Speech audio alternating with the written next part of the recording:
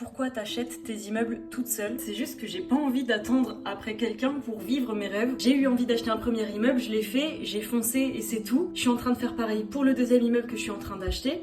Et j'ai pas besoin de m'associer, pas besoin de le faire en couple, pas besoin de trouver un associé fictif pour le faire. On me dit oui mais pourquoi si t'es en couple tu t'associes pas avec ton mec ou quoi? Bah en fait mon mec c'est pas forcément sa passion, c'est pas forcément son objectif premier d'investir dans l'immobilier et c'est tout à fait convenable en fait. J'ai pas besoin de l'impliquer dans mes projets juste pour dire on le fait à deux ou juste pour dire on s'associe, ce sera plus simple. Et l'association, faut savoir aussi que ça reste un engagement. C'est un engagement aujourd'hui que j'ai pas forcément envie de prendre. Je préfère faire mes projets en solo, peut-être que ça changera à l'avenir mais aujourd'hui c'est pas du tout ma priorité. Que tu t'associes avec ta famille, avec tes potes, avec ton mec, ça reste quand même une énorme responsabilité de s'associer. Et moi, j'ai tout simplement envie d'être libre dans mes décisions, d'avoir la responsabilité à 100% de tous mes projets. On voit souvent des couples investir ensemble, des amis investir ensemble, mais c'est aussi possible de se lancer dans ce genre de projet en solo. Alors oui, c'est ultra flippant parce que si t'as un problème, c'est 100% toi le responsable.